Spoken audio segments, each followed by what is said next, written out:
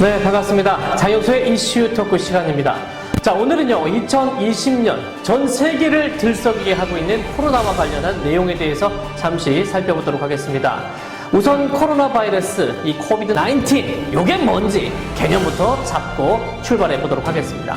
자, 그리고 나서 전염이 어떤 형태로 이루어지고, 그리고 치료 방법은 어떻게 잘 진행이 되고 있는지, 그리고 또 가장 중요한 거, 예방은 어떻게 하는지 이번 영상을 통해서 싹 정리해 드리도록 하겠습니다. 네, 먼저 코로나 바이러스 코비드-19은요, 2019년 12월 중국 우한에서 처음 발생한 이후에 중국 전역과 그리고 전 세계로 확산되면서 새로운 유형의 코로나 바이러스로 나타나고 있습니다. 바로 호흡기 감염 질환인데요. 이 감염자의 비말, 다시 말하면 이 침방울, 호흡기, 그리고 눈, 코, 입, 점막 등으로 침투가 될 때 이 전염이 된다는 이 감염병입니다.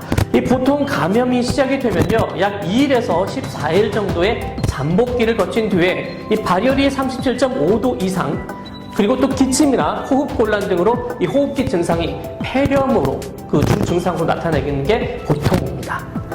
하지만요, 간혹 무증상 감염 사례도 은근히 있다는 거 체크하시기 바랍니다. 네, 코로나 바이러스는 세계보건기구가 2020년 1월 9일 해당 폐렴의 원인이 새로운 유형의 코로나 바이러스로 밝혀지면서 병원체가 확인이 됐습니다. 중국 정부는 2020년 1월 21일 우한 의료진 15명이 확진 판정을 받았다는 내용이 보도가 되면서 코로나19가 사람 간의 감염 가능성이 있다는 것을 공식 확인했는데요.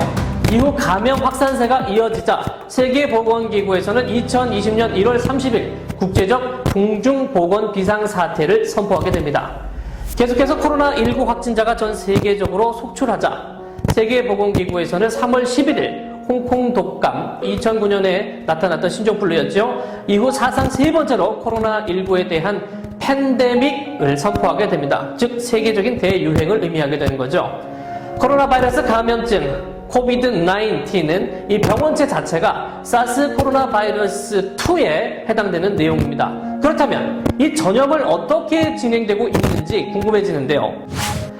코로나 바이러스 감염증 19, 이 감염자의 비말, 즉 침방울이 호흡기나 눈, 코, 입, 점막으로 침투하게 돼서 전염이 되는데, 여기서 비말 감염은 감염자가 기침, 재채기를 할 때 침 등의 작은 물방울, 비말에 의해서 바이러스와 세균이 섞여 나와 타인에게 감염되는 것으로 통상 이동거리는 2m로 알려져 있습니다. 이 눈의 경우에는 환자의 침 등이 눈에 직접 들어가거나 바이러스에 오염되거나 손으로 눈을 비벼서 눈을 통해서 전염될 수도 있고요. 자, 다음으로 증상은 어떻게 나타날까요? 보통 코로나19에 감염이 되면 약 2일에서 14일 정도의 잠복기를 거친 뒤 발열 37.5도 이상이나 혹은 기침, 호흡곤란 등의 호흡기 증상, 폐렴이 주 증상으로 나타나게 되는 게 보통입니다. 또 근육통과 피로감, 설사 증상이 나타나기도 하지만 무증상 감염 사례도 드물지 않게 나오고 있다는 거 꼭 잊지 마시기 바랍니다. 실제로 세계보건기구는 2월 1일 무증상 감염자의 전파 가능성을 재차 밝혔고, 다만 무증상 감염자의 전파는 드물 수도 있고 주요 전염 경로가 아닐 수도 있다고도 밝혔습니다.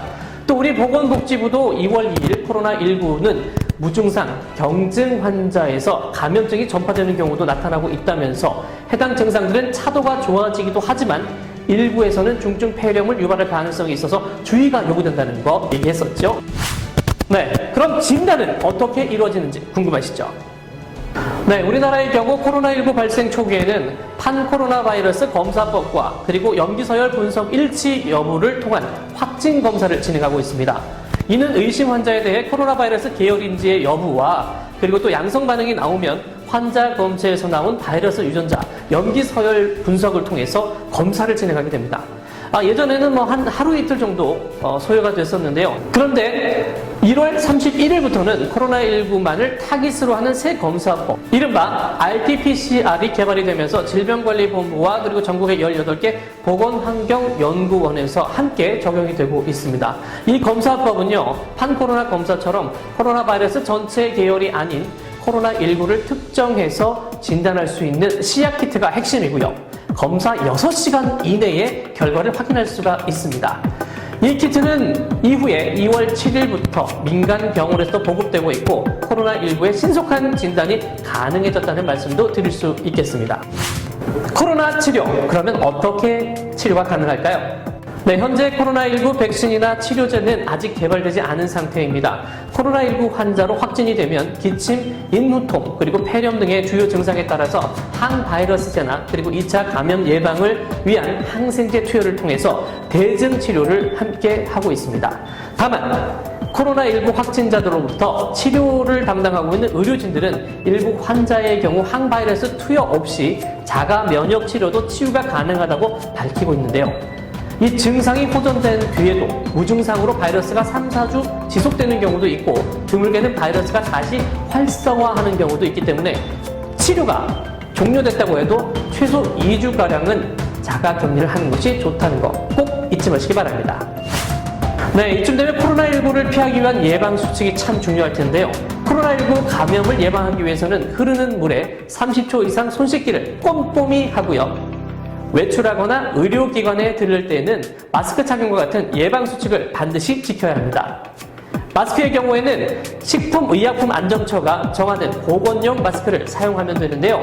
식약처가 KF80 그리고 KF94, KF99 등의 등급으로 나뉘어져 있는 보건용 마스크를 관리하고 있습니다. 다만 숫자가 높으면 미세입자 차단 효과가 크지만 산소 투과율이 낮아 숨쉬기가 어렵다는 단점이 있다는 것도 꼭 알고 계셔야겠습니다. 이 손 씻기의 경우에는 흐르는 물에 비누로 30초 이상 깨끗하게 손을 씻는 것과 그리고 또 세면대가 없는 곳에서 활동할 때는 알코올 손 세정제를 수시로 씻는 것이 가장 좋습니다.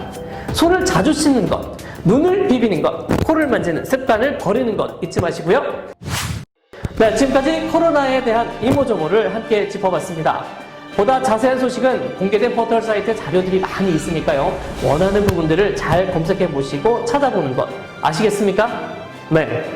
네, 자료는 매일 업데이트가 되는 거니까요. 제가 설명드린 내용은 오늘 이 시간 여러분들이 보는 이 시간을 기준으로 해서 업데이트해서 보시면 되고요. 네, 코로나로부터 나 자신을 지키고 예방하는 가장 좋은 방법은 안전수칙을 잘 지키고 기본에 실천하는 그 방식이 가장 좋은 방법이라고 생각을 합니다. 마스크, 손 씻기, 사회적 거리두기, 이 실천이 가장 중요한 지금입니다. 우리 국민이 움직이면 대한민국은 코로나로부터 건강한 나라로 거듭날 수 있습니다. 우리는요, 할 수 있습니다. 대한민국 화이팅! 네, 지금까지 장윤수의 이슈 토크 시간이었습니다.